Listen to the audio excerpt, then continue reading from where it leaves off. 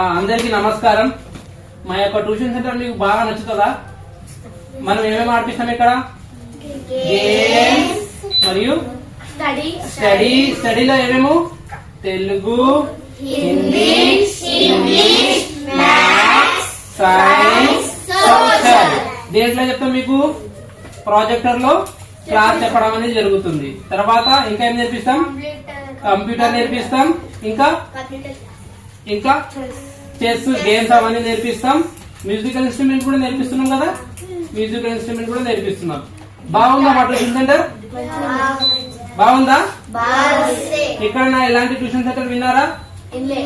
వినలేరు. కానీ నా యొక్క ఆలోచనతోటి ఈ ట్యూషన్ సెంటర్ అనేది పెట్టడం అనేది జరిగింది. ఇక్కడ ముగ్గురు టీచర్స్ ఉన్నారు. ముగ్గురు టీచర్స్ పిల్లలకు కూడా మంచిగా ఎడ్యుకేషన్ ఇస్తారు. ఈ రకంగా మా యొక్క ఫస్ట్ ఇది ట్యూషన్ సెంటర్. ఇంకొక బ్రాంచ్, మన బ్రాంచ్ లో గురించి తెలుసా? మన బ్రాంచ్ లో ఇంకా ఇక్కడ ఉందో తెలుసా? ఐడియా ఉంది ఎవరికైనా? చెప్పండి. పల్పనూరులో కట్టేసిన మన బ్రాంచ్. ఇంకొకటి ఆరట్ల జాగా ఉంది. ఇంకొకటి దౌలతాబాద్, బోర్పట్లలో కూడా మాట్లాడుతున్నాం. తర్వాత దౌలతాబాద్ లో కూడా మనకు ఒక బ్రాంచ్ అనేది అతి త్వరలో స్టార్ట్ అయిపోతుంది. ఎంత కష్టం చేస్తున్నాం. అయితే ముఖ్యంగా ఇప్పుడు రాబోయేది ఎలక్షన్స్ గురించి తెలుసా మీకు? నాయకుల్ని ఎంచుకోవాలి. నాయకుల్ని ఎంచుకుంటే ఏమవుతుంది? మన భవిష్యత్తు మారుతుంది. ఎలా మారుతుంది అంటే తెలుసా మీకు? ఇప్పుడు మీ ఇంటికాడ చీకటిగా ఉంటది, పాములు వస్తాయి, తేళ్లు వస్తాయి, అన్ని వస్తాయి. కానీ అక్కడ ఒక లైట్ పెట్టేస్తే పాము వచ్చింది అనుకో మీకు కనిపిస్తుంది పాము, తేలు వచ్చింది అనుకో మీకు కనిపిస్తుంది అక్కడ తేలు, అక్కడ ఏమైనా చెత్త చెదారం కానీ మీకు కనిపిస్తుంది.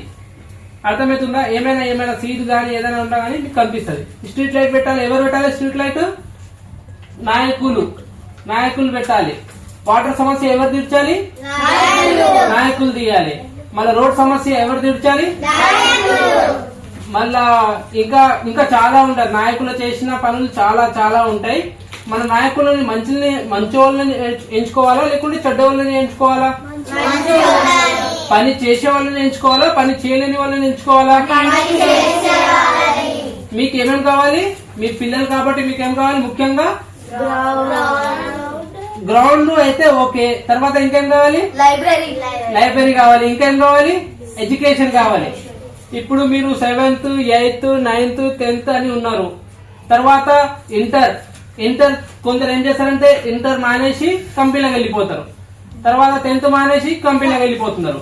అలా చేయకుండా మీరు ఒక ఎంటెక్, బీటెక్, ఒక లాయరు, ఒక డాక్టరు, ఒక ఇంజనీరు, ఒక కలెక్టరు, ఒక పెద్ద ఆఫీసర్లు, ఎవరికి ఏమైనా ఆశ ఉందా? నేను ఐఏఎస్ ఆఫీసర్ అవుతాను, నేను కలెక్టర్ అవుతాను. డాక్టర్ ఎంతమంది అవుతారు? ఇలా డాక్టరా? పోలీస్ ఎంతమంది అవుతారు? పోలీస్. ఇంకా లాయర్.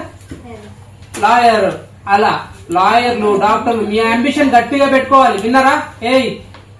గట్టిగా పెట్టుకోవాలి. మీ అంబిషన్ అనేది గట్టిగా ఉండాలి. నేను లాయర్ అయితేనే లాయర్, నేను డాక్టర్ అయితే డాక్టర్, నేను ఇంజనీర్ అయితే ఇంజనీర్, నేను ఐఏఎస్ ఆఫీసర్, పెద్ద ఆఫీసర్, నేను ఐపీఎస్ ఆఫీసర్, పెద్ద ఆఫీసర్, ఐపీఎస్ ఆఫీసర్. ఎలా అనేది మన యొక్క ఆలోచన ఉండాలి. ఈ రకంగా మనం యొక్క ఆలోచించాలి. లేకపోతే చాలా ఇబ్బంది అవుతుంది. ఎడ్యుకేషన్, మీకు ముఖ్యంగా ఎడ్యుకేషన్ కావాలి. మీరు పెద్ద డాక్టర్ అవుతున్నారు.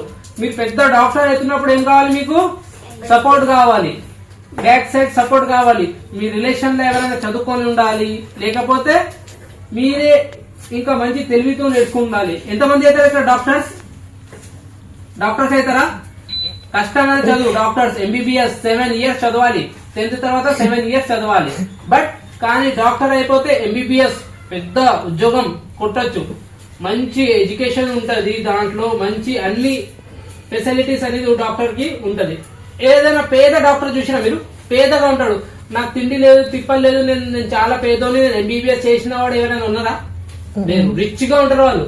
మంచి బట్టలు వేసుకొని, మంచి పెద్ద హాస్పిటల్ కట్టి, రిచ్ గా కార్లు వస్తారు.